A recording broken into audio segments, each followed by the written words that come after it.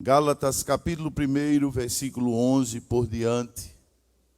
Assim diz a palavra do Senhor. Mas faço-vos saber, irmãos, que o evangelho que por mim foi anunciado não é segundo os homens, porque não recebi nem aprendi de homem algum, mas pela revelação de Jesus Cristo.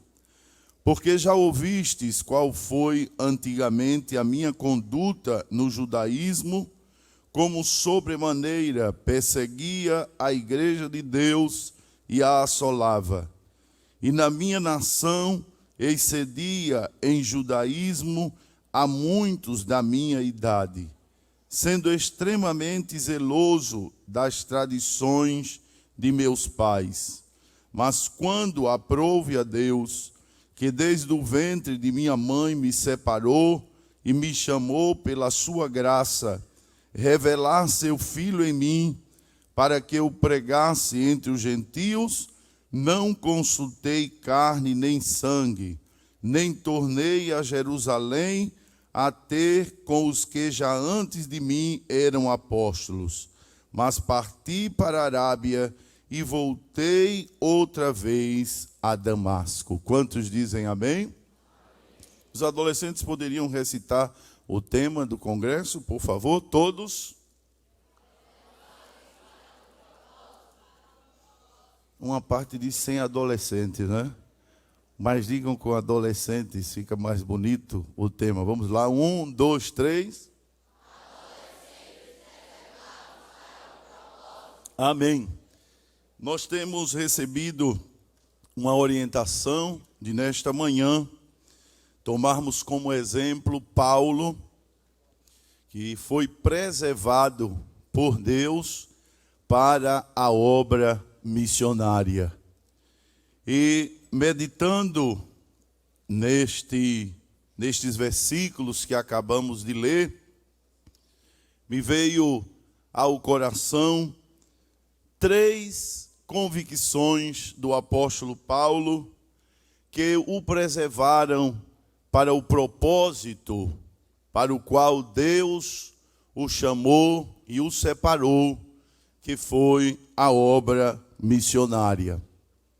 Esta carta do apóstolo àquela igreja foi escrita principalmente porque aquela igreja estava sofrendo um ataque muito grande dos judaizantes, daqueles que queriam impetrar no meio da igreja dos Gálatas, que era necessário cumprir com a lei de Moisés e com as tradições judaicas para poder receber a salvação. E Paulo, que já havia passado por ali e ganhado almas para Jesus naquela região, sabendo disto, escreve para combater aqueles ensinos que estavam sendo dados àqueles irmãos, de que era necessário que eles fossem circuncidados e que cumprissem outros ritos da lei, como guardar o sábado e outras coisas. E Paulo escreve dizendo: meus irmãos, vocês não devem de forma alguma desprezar o que já receberam, aquilo que vos pregamos, de que para a salvação é necessário a fé em Cristo e assim ser alcançado pela graça, porque quem salva não são os ritos e as tradições da lei, mas a fé e a graça em nosso Senhor Jesus Cristo. A fé e a graça são os 2 pré-requisitos para a salvação.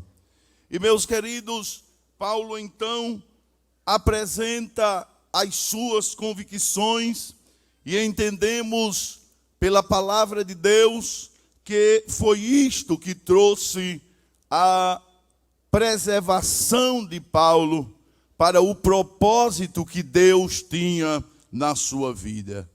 E nestes versículos que li, eu gostaria de destacar 3 convicções do apóstolo Paulo. A primeira, no versículo de número 11, onde ele diz: mas faço saber, irmãos, que o evangelho que por mim foi anunciado. Quem está com a Bíblia aberta, o que é que ele diz aí no final? Não é segundo os homens. Ele tinha esta certeza e escreveu para aquela igreja com toda a segurança, para aqueles irmãos, dizendo: meus irmãos, não deem ouvidos a outros ensinamentos, continuem com o que eu preguei e ensinei a vocês, porque o evangelho que por mim foi anunciado não é segundo os homens.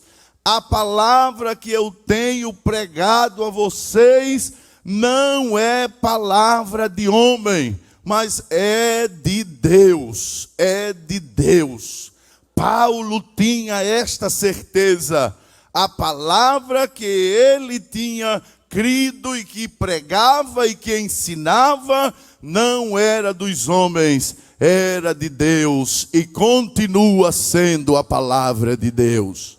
Louvado seja o nome do Senhor para todos sempre. E meus queridos adolescentes e irmãos, nós precisamos também ter esta mesma convicção do apóstolo Paulo, de que a palavra que recebemos, de que a palavra que cremos e ouvimos é a palavra de Deus, principalmente porque nós vamos viver dias e já estamos vivendo, e Jesus disse que os dias que antecedem a sua volta serão dias de grandes ataques ao ensinamento da palavra do Senhor.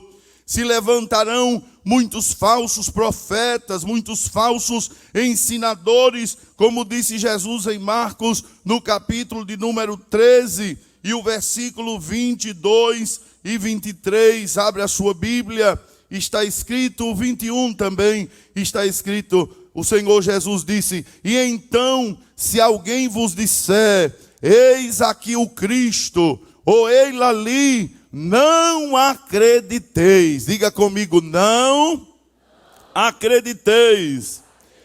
Porque se levantarão falsos cristos e falsos profetas, repita isto, e farão sinais e prodígios, para enganarem, se for possível, até os escolhidos. No versículo 23, Jesus diz: mas vós vedes, eis que de antemão vos tenho dito tudo. Glória ao nome do Senhor. Como a Bíblia é atual, meus queridos irmãos.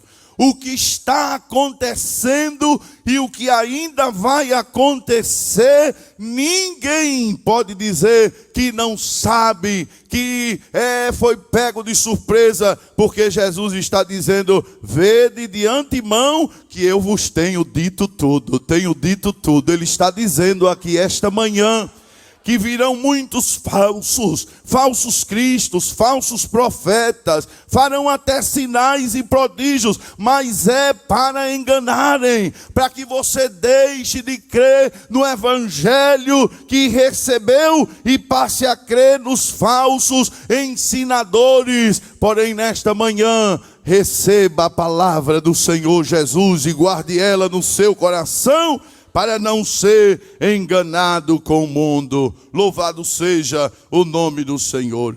O apóstolo Pedro, na sua segunda epístola, também falou de algo que está acontecendo, e até a vinda de Jesus nós veremos acontecer de maneira muito acelerada. Abra a sua Bíblia, segunda epístola de Pedro, capítulo 2, e versículos de 1 a 3, também fala dos falsos mestres que aparecerão no meio do povo de Deus, se dizendo também ministros de Deus, mas é para enganar. 2 de Pedro, capítulo 2, diz assim: e também houve entre o povo, o que foi que houve? Falsos profetas, como entre vós. O que é que vai acontecer?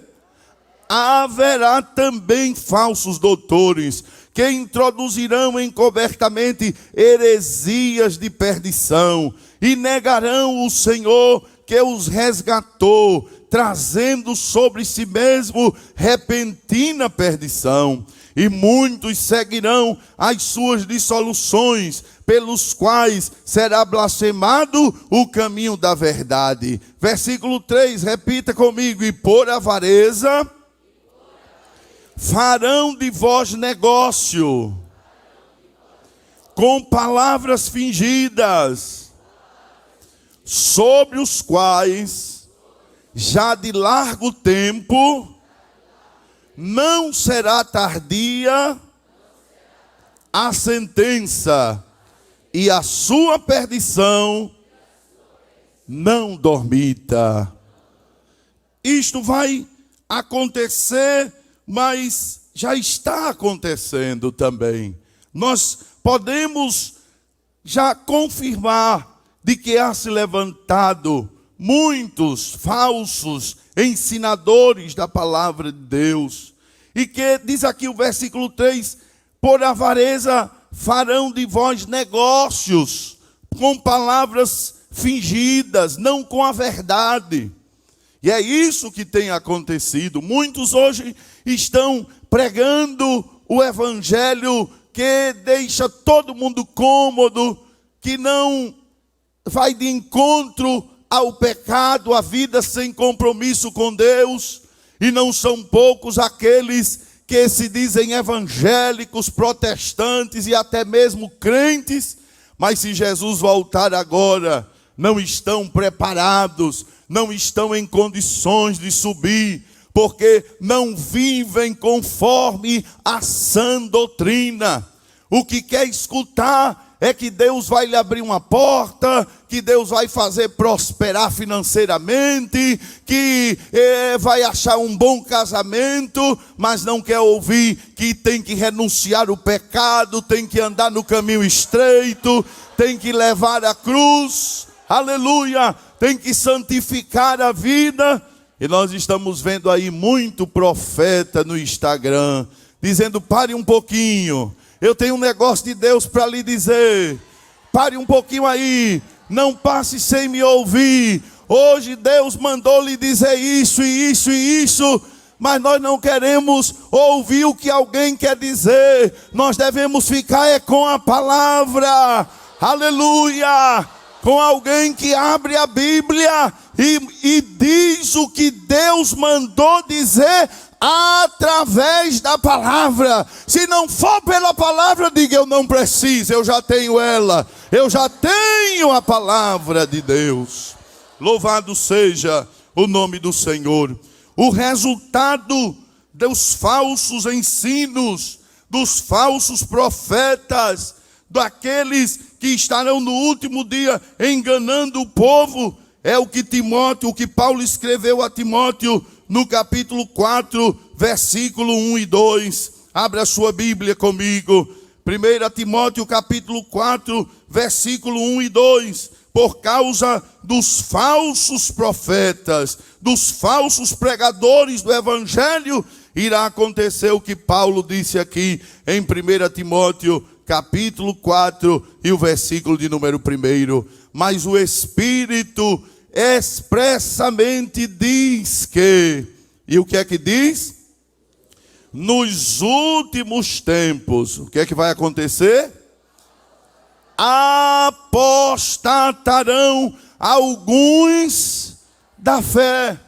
E por que vão apostatar? E por que vão negar a fé?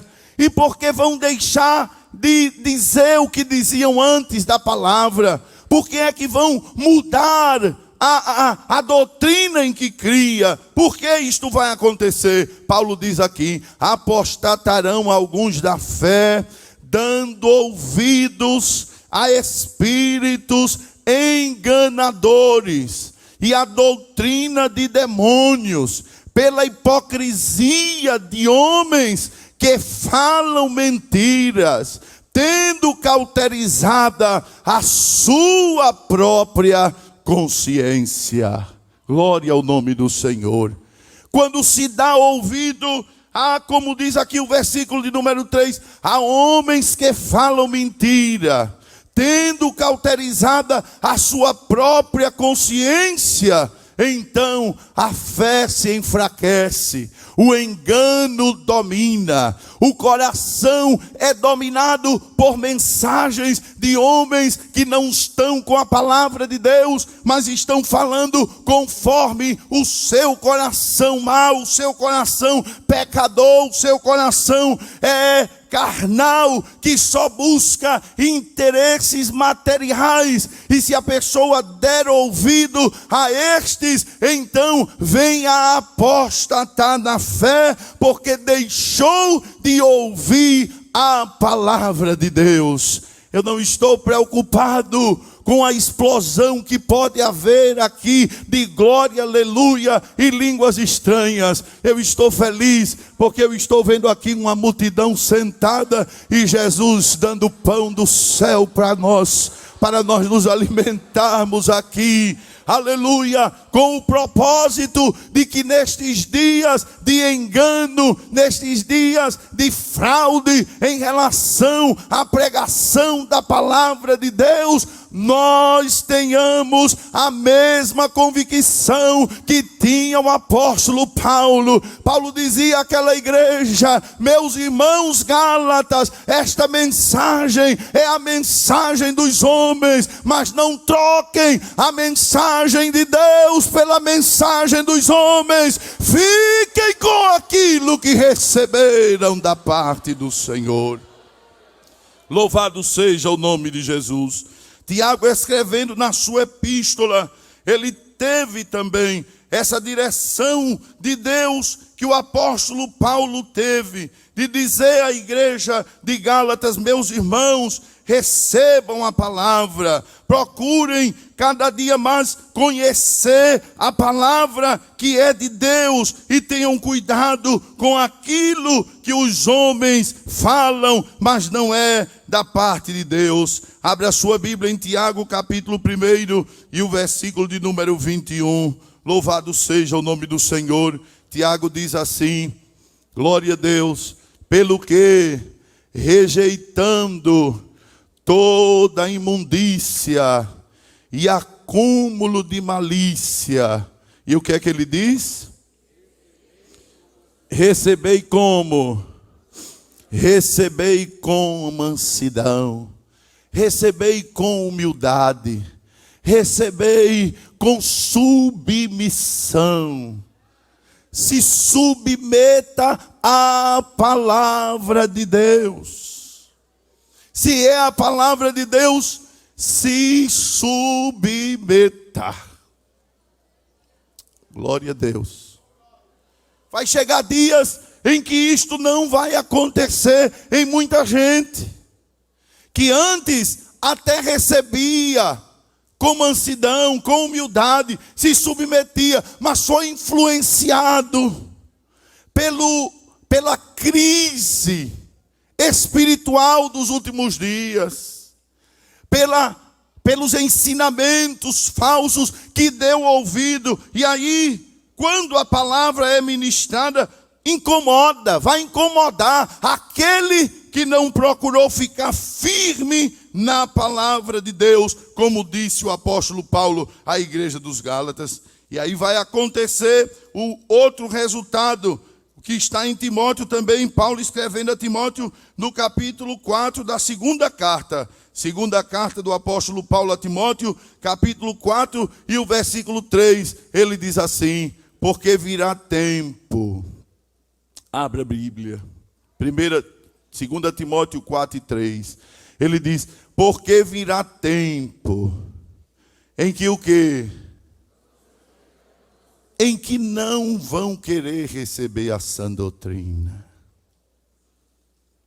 mas tendo comichão nos ouvidos, quando a palavra começar a ser ensinada sem o oba-oba, sem as bênçãos de prosperidade e coisa assim que é o que alguém só quer ouvir, mas quando a sã doutrina for ministrada, alguns vão ficar com comichão nos ouvidos, coceira, incômodo.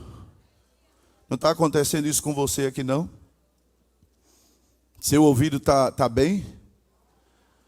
Você está gostando de ler comigo a palavra? Dê glória mesmo. Porque você está com saúde espiritual. Seu ouvido espiritual não está doente.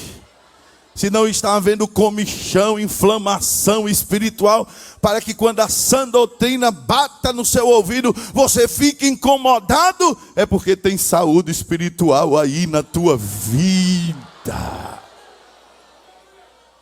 Aleluia, glória a Deus. Mas muitos não, vão ficar com comichão nos ouvidos, como disse Paulo aqui na segunda carta a Timóteo, capítulo 4 e versículo 3. Porque virá tempo em que não sofrerão a sã doutrina, mas tendo comichão nos ouvidos, amontoarão para si doutores conforme as suas próprias concupiscências, e desviarão os ouvidos da verdade, voltando às fábulas, voltando-se para o que não é necessário, para o que não é bom, para o que não edifica, para o que não é verdade. Fábula é uma coisa que não é verdade.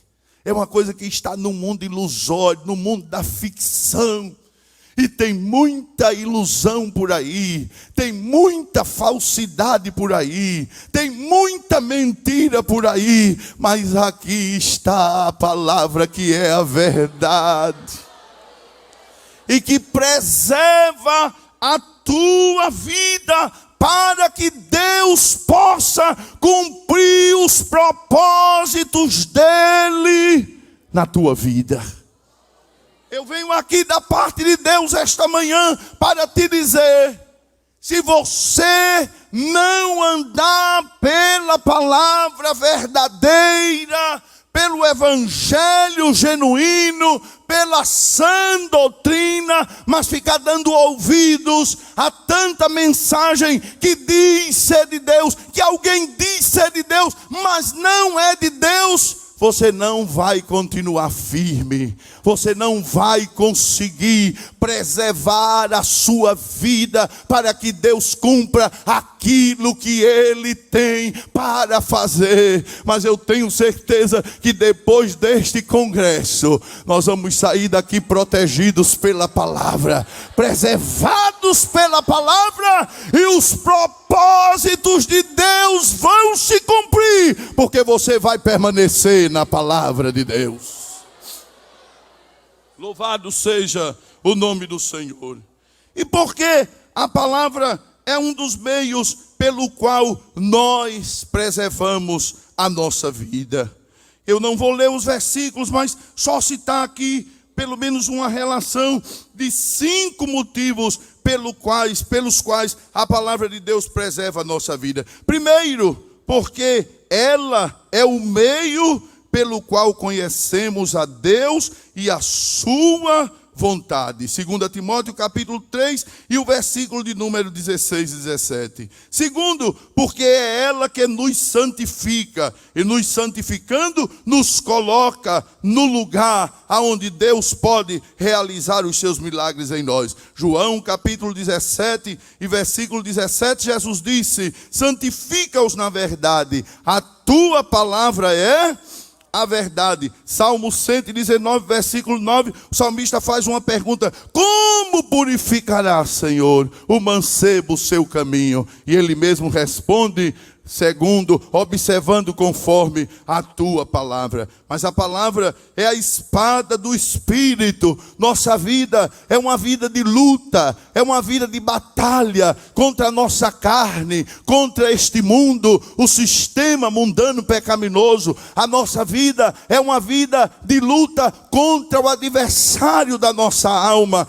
Todo dia o crente tem luta. Ele já vive com a luta 24 horas, que é a sua carne, é a sua natureza humana. É luta 24 horas. Mas nesta batalha nós estamos armados para vencer. E qual é a nossa arma? Efésios capítulo 6 e o versículo 17. Tomai sobretudo a espada do Espírito, que é a palavra de Deus. A batalha existe, mas a arma existe também. E qual é a arma? A espada do Espírito. A espada do Espírito, que é a palavra de Deus. Jesus venceu com a palavra. O diabo tentava e ele dizia: está escrito. O diabo tentava e ele: está escrito. O diabo tentava e ele: está escrito. Eu gosto de usar a expressão de Jesus. Tem gente usando aí a expressão de pregador atual, não é? A Bíblia vai dizer, a Bíblia vai... Eu prefiro usar a que Jesus usou. Já está escrito, está escrito, está escrito, está escrito. Conheça a palavra, aleluia, aleluia. Conheça a palavra, para que quando venham os desafios, você não fique sem saber o que dizer, o que fazer, mas você possa também, como Jesus, poder dizer: eu conheço a palavra, eu sei o que é que a Bíblia diz, e eu não vou ser derrotado, porque eu tenho a espada do Espírito nas minhas mãos. Glória a Deus. A palavra é a arma que nos faz vencer a batalha espiritual. Mas a palavra também é vida, é vida, é vida. Quando você vê alguém desanimado para cantar, lhe falta a palavra. Quando você vê alguém desanimado para orar, lhe falta a palavra. Quando você vê alguém desanimado para evangelizar, falta a palavra. Ele está morto, está morrendo, está fraco. Sabe por quê? Porque só come feijão com arroz, pão, carne, coisas que alimentam o físico. E Jesus disse assim: nem só de pão viverá o homem. Eu acho bonito quando diz assim: grande coral vai cantar, e já se levantam dando glória. Eu estava dizendo ao pastor Sérgio, é uma animação tremenda. É vida, vida. E essa vida, quem produz é a palavra. Nem só de pão viverá o homem, mas de toda palavra que sai da boca de Deus. Não fique arrumando justificativa para o seu desânimo, para a sua falta de ânimo, para a sua falta de fervor. O que está faltando é você comer a palavra de Deus para alimentar a sua alma, o seu espírito e ter vida espiritual. Glória ao nome do Senhor. Mas a palavra nos faz prosperar. Prosperidade que vem de Deus tem que ser por meio da palavra. Josué capítulo 1 e versículos 8 e 9, nós encontramos ali Deus falando para Josué e lhe fazendo uma promessa de prosperidade. Josué capítulo 1, versículo de número 7 por diante, Deus diz assim a Josué: tão somente esforça-te e tem muito bom ânimo, para teres o cuidado de fazer conforme o quê? Abre a Bíblia. Toda a que meu servo Moisés te ordenou. Dela não te desvies, nem para a direita, nem para a esquerda. Não se desvie dela não, vá por ela. Para que prudentemente te conduzas por onde quer que andares. Não se aparte da tua boca o livro desta lei. Antes, medita nele medita nele, medita nele. Que horas? Que horas? A que horas? A que horas? Medita nele o dia todinho, dia e noite, dia e noite, dia e noite, dia e noite, dia e noite. Medita nele dia e noite, para que tenhas cuidado de fazer conforme tudo quanto nele está escrito. Porque então,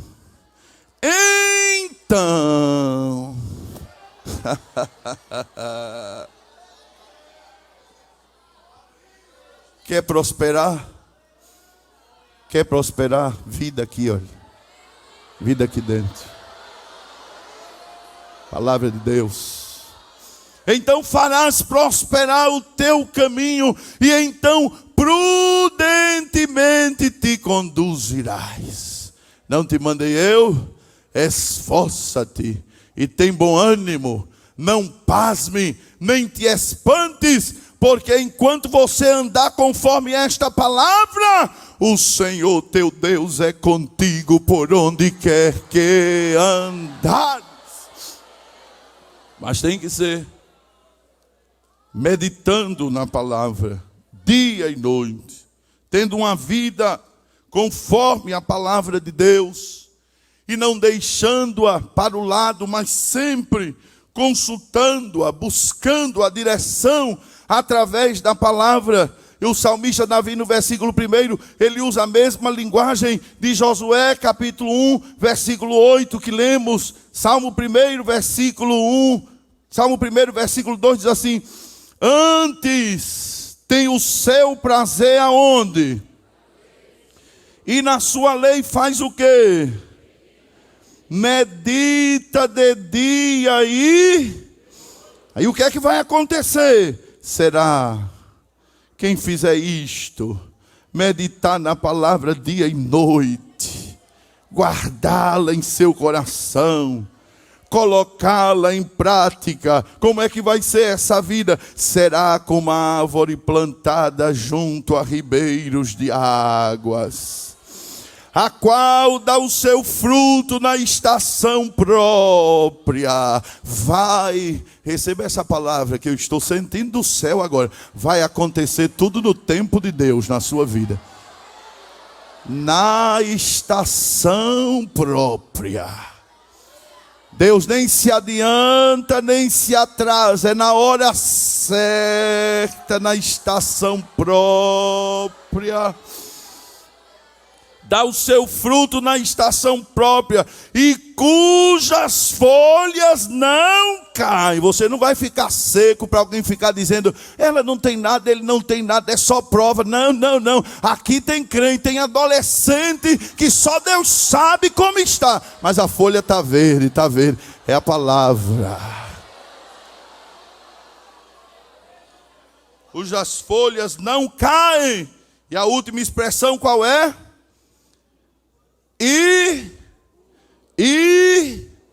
Diga bem forte, tudo não é algumas coisas, é todas as áreas da vida. Tudo quanto fizer, vai prosperar. É promessa de Deus, é compromisso de Deus. Não troque a palavra por conversa de A ou B, por promessa em nome de Deus, mas sem compromisso com a palavra. Não, tem mensagem de homem e tem a palavra de Deus. Quem escolhe aqui a palavra de Deus? Quem trouxe a palavra de Deus? Quem trouxe? Levante assim, quem trouxe? Quem trouxe a sua Bíblia? Quem crê que a Bíblia é a palavra de Deus? Muita gente está dizendo por aí que é um livro qualquer, mas quem crê que é de Deus, levante ela comigo e adore a Deus, dizendo, é de Deus, é de Deus. A Bíblia não é de homens, é de Deus.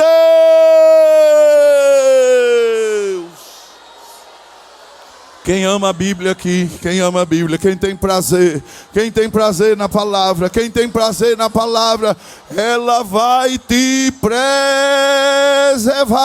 Deixa eu perguntar mais uma vez, quem ama a Bíblia aqui? Quem tem prazer na palavra?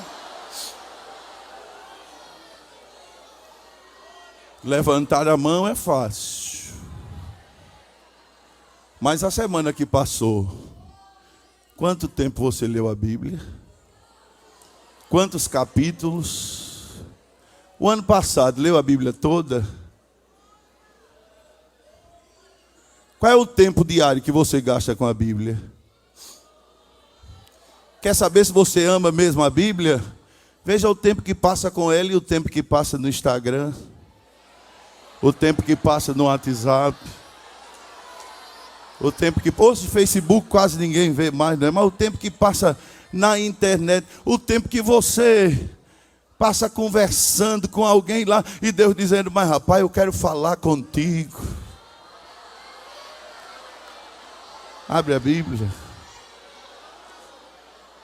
Não é proibido olhar Instagram, gastar um tempo lá falando com alguém, tendo muito cuidado, porque tem muita gente caindo por aí com conversa que não deve, por WhatsApp, porque ocupa o tempo com essas coisas, quando poderia prosperar tanto, se de dia e de noite.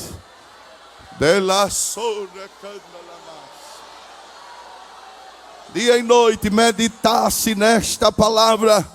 Adolescentes, está vindo por aí uma enxurrada tão grande de falso profeta, de falso ensinador, de mensagens falsificadas. Mas Deus esta manhã nos reuniu aqui para dizer: quer ser preservado para o meu propósito? Faça como Paulo, eu fico com a palavra de Deus. Eu fico com a palavra de Deus. A primeira convicção que preservou a Paulo foi a certeza que a mensagem, o evangelho por ele pregado, era de Deus e não dos homens. Mas a segunda convicção que nós vemos no apóstolo Paulo, que preservou a sua vida, é o que está no versículo de número 12. Abra a sua Bíblia comigo, Gálatas, capítulo 1, e o versículo de número 12. Será que vocês podiam ler este versículo quando eu contar de 1 até 3? 1, 2, 3.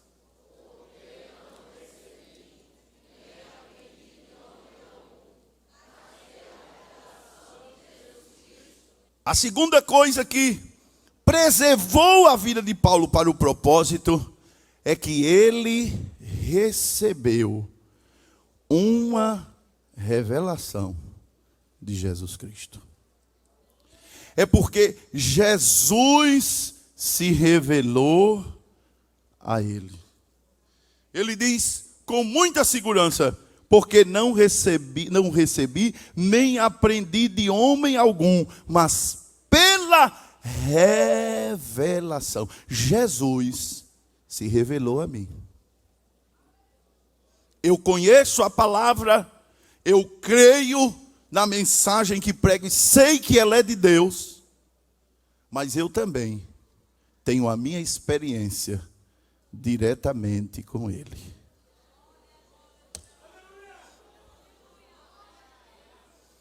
Eu sei o quanto é bom ser filho de crente, não porque tive pais crentes, mas porque a gente pode analisar o quanto isso é bom para os filhos. E hoje estou criando os meus filhos no caminho do Senhor. Mas mesmo sendo filho de crente, é necessário se ter a experiência pessoal com Jesus. Pastor Samuel cantou aqui conosco a experiência.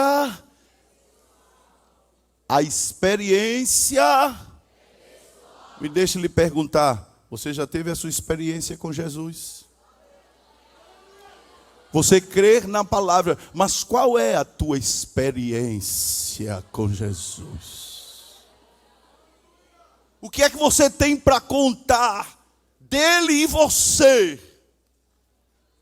Se nós pudéssemos agora estar com o apóstolo Paulo aqui e perguntar a ele: Paulo, qual foi essa revelação que você teve de Jesus?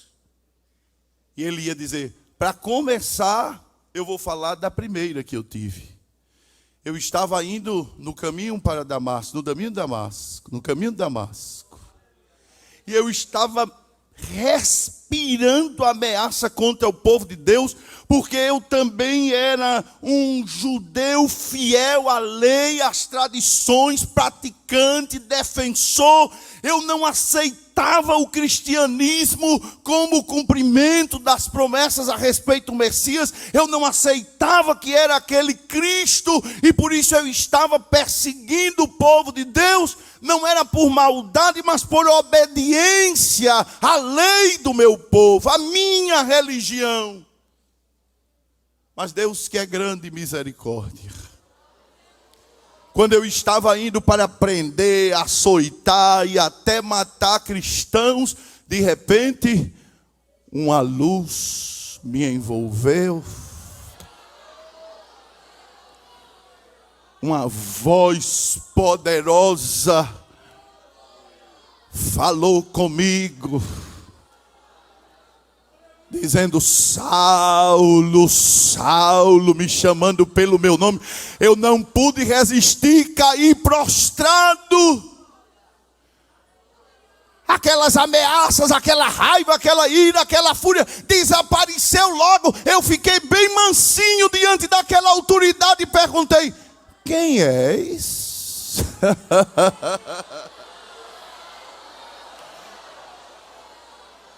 Paulo diria: foi assim que ele se revelou para mim pela primeira vez, me chamando pelo nome e perguntando: por que me persegues? Eu estava perseguindo um povo, estava perseguindo homens, mulheres, mas algo sobrenatural me envolveu ali. Era uma autoridade que eu nunca tinha visto e me perguntava: Saulo, Saulo, por que me persegues? E naquela experiência eu aprendi a primeira lição. E qual foi, Paulo? É que esse povo não é um povinho não, viu? Esse povo que eu estava perseguindo não é qualquer coisa, não.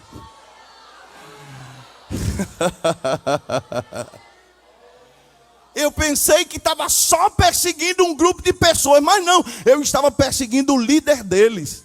Eu estava perseguindo o dono deles. Eu estava perseguindo o Senhor deles. E quem era o Senhor deles? Ele me respondeu, ele disse: eu sou Jesus.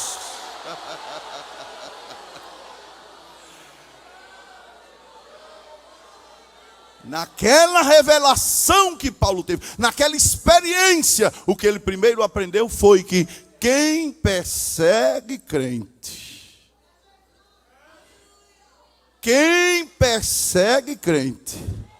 vai topar com Jesus a qualquer hora. Estão pensando que podem fazer o que quer com a igreja. E Jesus até pode permitir, como permitiu a morte de Estevão e outros crentes serem mortos, açoitados. Mas quando chegar a hora da prestação de conta, Jesus vai dizer: eu vou mostrar. Oh, adolescentes, vocês não são qualquer coisa por aí não. Deixa alguém fazer bullying, né? Nessa. No meu tempo era mangá. Quando eu era adolescente era mangá. Deixe mangá de você. Também, né? E pastor. Pensei que era outro termo nessa geração. Deixe mangá de você. Parece uma velha de saia. Parece um velho de paletó. Esse corte de cabelo está ultrapassado. Não usa nenhuma coisinha assim para chamar a atenção. Precisa não. A glória, o brilho.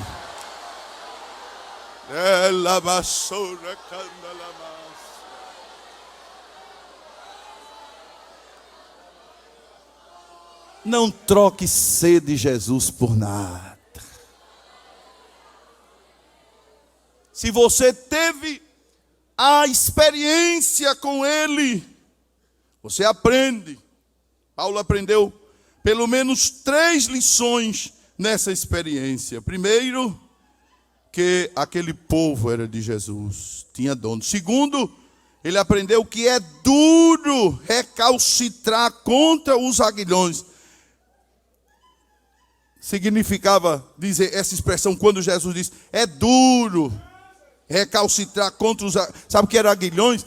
Aguilhão era a ponta de um espeto que quando alguém estava numa carroça e o boi empacava, aí pegava aquele espeto assim e tocava, né, cutucava no animal para ele poder andar.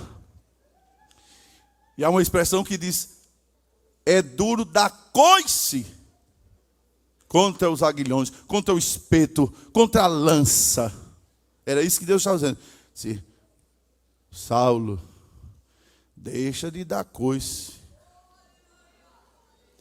Te humilha. É duro. Enquanto eu meditava, o Espírito Santo colocava no meu coração para dizer aqui a alguns, deixa de dar coice. Deixa de chutar a ponta da lança, tu vai te furar. Tu vai perder esse teu pé. Te humilha diante do teu pai. Te humilha diante da tua mãe. Te humilha diante do pastor. Te humilha diante dos obreiros. Obedece lá a direção.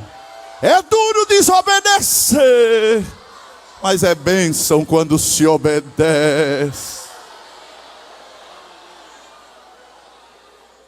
Aí, quando Deus diz para ele, olha, Saulo, é duro, você vai sofrer se continuar nesse caminho. Aí a terceira lição que ele aprendeu foi se humilhar. A Bíblia diz que ele se rendeu dizendo, que queres que eu faça, Senhor? O rebelde precisa se encontrar com Jesus para se converter. Quando você vê na igreja um rebelde, um desobediente, é porque ele até conhece a palavra, mas não teve ainda o encontro. Não teve ainda a revelação. Aí vive dando coice. E tudo que fala, e fica com raiva. Você ficar com raiva, só quem perde é você. Vai dar até problema de estômago, de tanta coisa. Deixa a raiva de lado e te rende a Jesus, dizendo, o que é que eu tenho que fazer para não sofrer, para que não seja duro. Nesta manhã, se houver alguém aqui que ainda não se rendeu aos pés de Jesus, para ter uma experiência pessoal com Ele, você até conhece a palavra, você crê na palavra, mas está faltando a revelação de Jesus, está faltando a experiência pessoal. Mas nesta manhã esse Jesus está aqui como aquela luz, como aquela voz poderosa, dizendo, entra no meio da minha glória, vem para cá, aleluia! Tem alguém para Jesus aqui esta manhã? Alguém que quer entregar a sua vida a Jesus? Se tiver, vem à frente. Se você trouxe alguém não evangélico, traga essa pessoa. Se tem algum afastado dos caminhos do Senhor, pode trazer. Pastor Samuel já autorizou fazer o convite. Ainda tenho alguns minutos. Vamos terminar, irmãos, a mensagem. Me permita dizer que a revelação, a experiência com Jesus não acontece uma só vez. Se pudéssemos estar aqui com Paulo, ele ia contar de várias revelações de Jesus, de várias experiências que ele teve com o Senhor Jesus. Me deixe perguntar, quantos querem aqui ter experiência com o Senhor Jesus? É tão bom. Quantos já tiveram experiência com Jesus aqui? É bom? É bom? Ele quer se revelar para a gente. Ele quer se fazer mais conhecido. Receba esta palavra esta manhã. Ouça Jesus dizendo a você, adolescente, jovem, irmão, irmã que aqui está nesta manhã. O Senhor Jesus me manda te dizer: eu quero me revelar para você.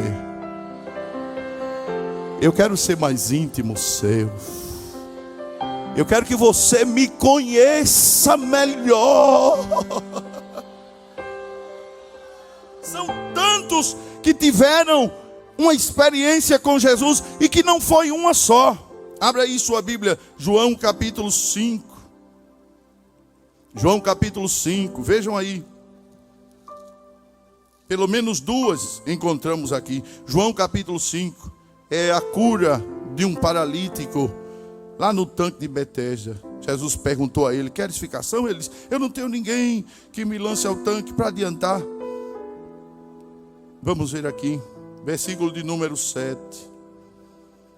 Versículo 6 diz: e Jesus, vendo este deitado e sabendo que estava neste estado havia muito tempo, disse-lhe: queres ficação? O enfermo respondeu: Senhor, não tenho homem algum que quando a água é agitada me coloque no tanque, mas enquanto eu vou, desce outro antes de mim. Jesus disse-lhe: levanta-te, toma tua cama e anda.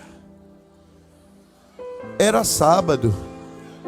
Aquele homem não podia andar com a cama, mas quem mandou foi Jesus. Ele nem conhecia Jesus direito, mas a autoridade de Jesus fez o homem não querer saber de outra coisa, a não ser colocar a cama nas costas e sair pelo caminho. Aí ele encontrou logo com os incrédulos, murmurador. No caminho ele já encontrou com eles. Porque você que é crente sempre vai encontrar com alguém tentando apagar a sua fé. Sempre vai encontrar com o incrédulo, com o murmurador. Mas nunca vão conseguir apagar a tua fé se a tua experiência é pessoal com Jesus. Não conseguiram deste paralítico. Vejam só o versículo 10 diz: então os judeus disseram: aquele que tinha sido curado. Disseram: aquele que tinha sido curado. É sábado, não te é lícito levar a cama. Ele respondeu-lhes: aquele que me curou, ele próprio disse: toma a tua cama e anda. Perguntaram-lhe, pois: quem é o homem que te disse: toma a tua cama? E o que fora curado não sabia quem era, porque Jesus se havia retirado, em razão de naquele lugar haver grande multidão. Ele teve a primeira experiência com Jesus e ficou curado, mas não sabia quem era Jesus. Tem gente que vem à igreja, que crê na palavra, mas ainda não conhece Jesus o suficiente para dizer quem é Jesus. Mas Jesus não deixa ninguém que decide servir a Ele, que decide falar dele, falar sem que o conheça. O Jesus que o curou e depois o deixou, voltou outra vez. Voltou outra vez onde estava aquele homem. Versículo 13 diz, versículo 12: depois Jesus encontrou no templo e disse-lhe: eis que já estás são, eu te curei. Agora eu vou te dar outra mensagem: não peques mais, para que te não suceda alguma coisa pior. Então aquele homem agora foi e anunciou aos judeus. Sabe quem foi que me curou? Jesus. Jesus. A primeira vez que vocês me encontraram com a cama, eu não conhecia ele direito, só disse: foi quem me curou, que mandou levar a cama. Mas ele voltou outra vez, se revelou a mim outra vez, dizendo: deixa o pecado. Aleluia. E eu voltei para dizer a vocês: mas hoje é sábado, eu posso até lhe prender, você está errado. Eu não quero saber, eu quero dizer para vocês que tem um homem muito especial e o nome dele é Jesus. É Jesus, eu quero anunciar isso. Com o cego de nascença aconteceu da mesma maneira. Aquele cego que Jesus cuspiu no chão, fez lodo, mandou ele se lavar, e ele ficou vendo. Aí quando ele vai pelo caminho, uns vizinhos encontraram ele. João 9, capítulo 9, versículo 8 e 9. E quando olharam para ele, Estás vendo, é? Tu estás vendo? Tô. O que foi que houve? Foi o homem chamado Jesus. Ele veio ao meu encontro, ele se revelou a mim. Aí foram dizer aos fariseus, porque também era sábado. Aí lá vem os fariseus e diz: que história é essa? Tu estás vendo? Quem foi que fez isso? Ele disse: o homem chamado Jesus. E como é que você sabe? Ele veio ao meu encontro, se revelou a mim, me curou. Eu estou vendo vocês. Chama os pais dele para ver se é ele mesmo, se isso é verdade, se não é um impostor que está querendo dizer que esse Jesus opera maravilha. Aí chamou os pais dele com medo disseram: não, olha, ele já tem idade, pergunte a eles, porque estavam temendo. Salvação, experiência com Jesus é individual. Eu sei que aqui tem adolescentes que os pais não são crentes. Lá em Sirinhaém tem uma menina de 13 anos, só ela é crente em casa. E o que é isto? É a revelação de Jesus, como fez com Saulo. E conhecer a Jesus preserva a nossa vida. Os pais disseram: é nosso filho, mas pergunte a ele, a gente não tem nada a ver com isso. E quando vão perguntar: o que é que você está dizendo por aí? Esse homem é um pecador, hoje é sábado. Eles: aí é onde está a maravilha. Se é pecador, eu não sei.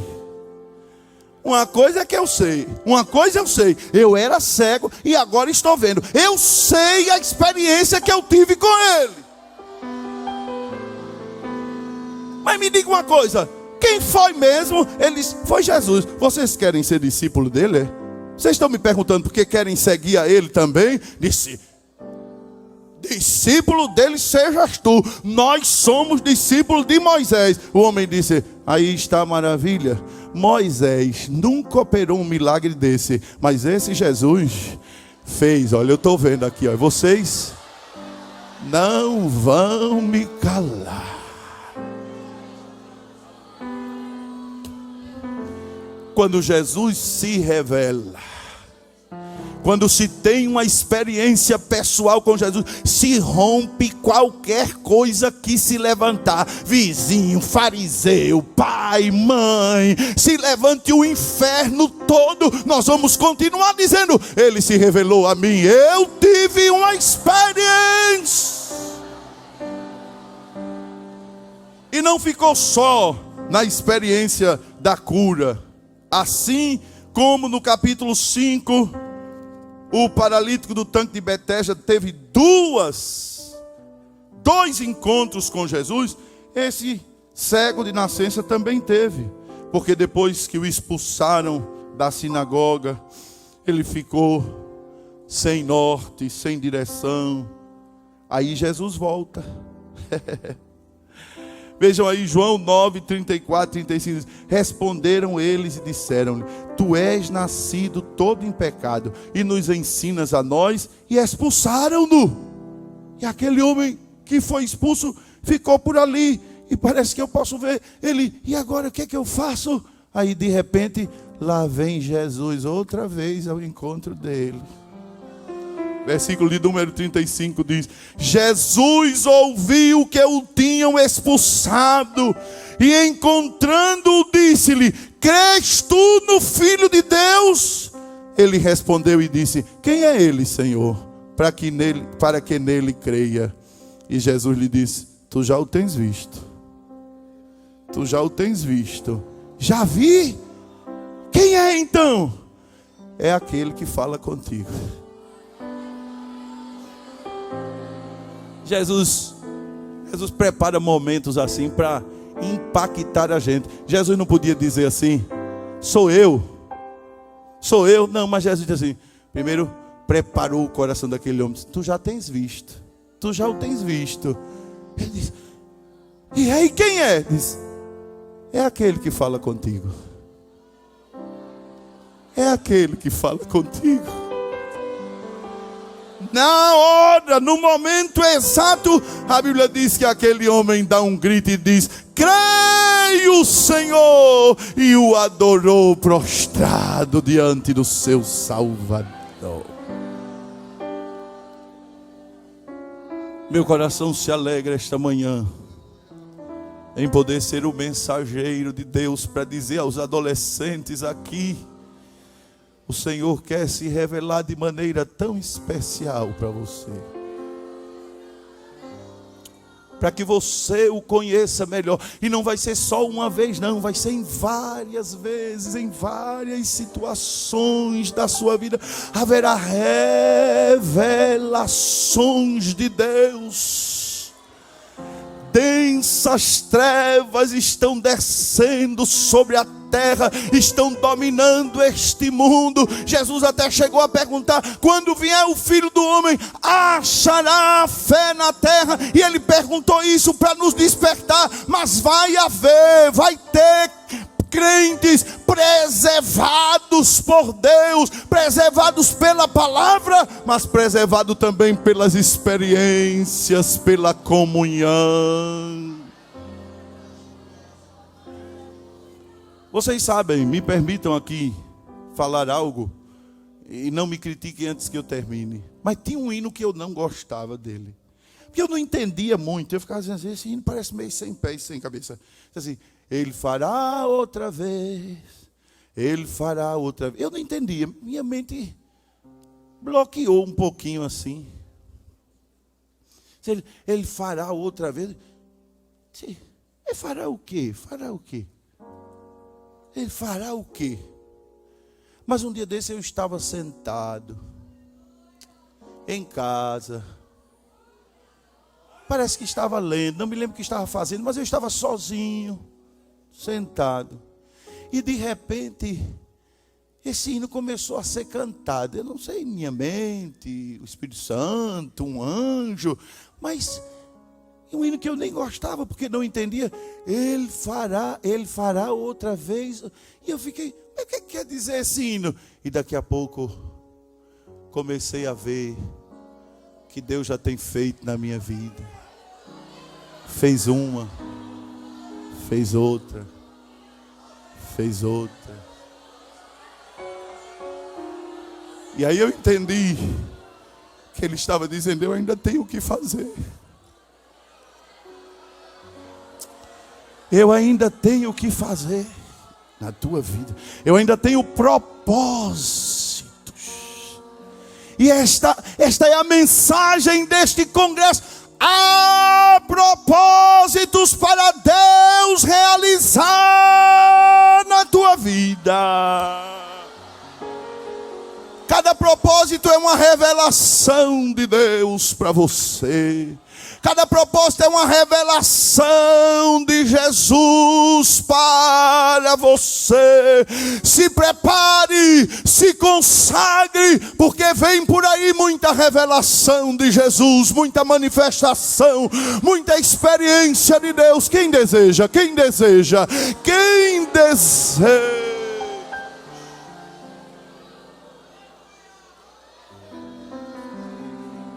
Esta revelação vai vir. Paulo teve, o pastor nos autoriza a orar. Paulo teve uma segunda experiência também. Terminando, Atos, capítulo 9, vamos voltar. A primeira foi Jesus que apareceu para ele. E a segunda, como foi? Um certo discípulo, Atos 9 e 10. E havia em Damasco um certo discípulo chamado Ananias. E disse-lhe o Senhor em visão a Ananias. E ele respondeu: eis-me aqui, Senhor. E disse-lhe o Senhor: levanta-te e vai à rua chamada direita, e pergunta em casa de Judas por um homem de Tarso chamado Saulo, pois eis que ele está orando. E numa visão ele viu que entrava um homem chamado Ananias e punha sobre ele a mão para que tornasse a ver. E respondeu Ananias: Senhor, de muitos ouvi acerca deste homem, quantos males tem feito aos teus santos em Jerusalém. E aqui tem poder dos principais dos sacerdotes para prender a todos que invocam o teu nome. Disse-lhe, porém, o Senhor: vai, porque este é para mim o quê?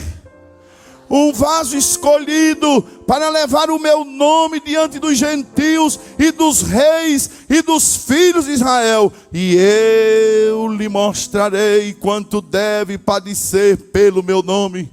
E Ananias foi e entrou na casa, e impondo-lhe as mãos, disse: irmão Saulo, o Senhor Jesus, que te apareceu no caminho por onde vinhas, me enviou para que tornes a ver. E qual é a segunda experiência? Qual é a segunda experiência?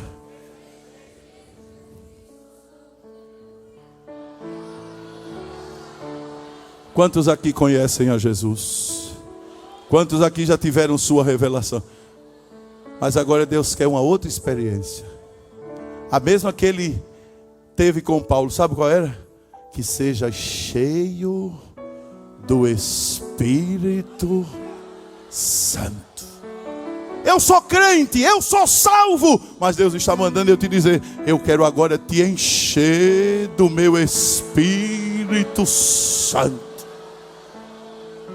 Te encher para cumprir com a missão de pregar o meu evangelho, de anunciar a minha palavra aos povos, tanto na escolha coletiva, que é de toda a igreja, mas também na escolha específica, porque encontramos essas duas visões na Bíblia: a escolha coletiva, todos nós, mas a específica, aquela que Deus tem especialmente com cada um. Eu sei que estou falando com jovens aqui que têm certeza de uma chamada específica da parte de Deus. Era a terceira convicção do apóstolo Paulo. Ele disse: aprove a Deus desde o ventre da minha mãe me separar e me chamar para ser um missionário. Mas para fazer esta obra é necessário ser cheio do Espírito Santo. Quem deseja fazer a obra? Quem deseja pregar o evangelho, fique de pé, por favor, aonde você estiver, fique de pé. Se você deseja, se você tem esse fogo ardente no seu coração. E eu quero terminar dizendo que você está sendo preservado por Deus, porque Ele tem este propósito de que você seja uma testemunha dEle, de que você seja um missionário. Eu já fui como você também aí sentado, aleluia, sem ser conhecido, sem ser visto. Uma vez eu vim para o congresso, não pude entrar, aí eu sentei nas escadas aí fora, e tinha um carro de som ali, fiquei eu e alguns irmãos ouvindo a mensagem através do carro de som, e o Senhor falava, o Senhor fazia promessas, o Senhor dizia do seu propósito, e eu achava tão difícil, mas já fui para a missão, já voltei, e estou aqui esta manhã para te dizer que se Deus tem um propósito missionário contigo, não importa quem você seja, não importa onde esteja, não importa de quem você é filho, o que importa é que quem te preservou e tem um propósito na tua vida, Ele cumprirá os seus propósitos, se você for fiel.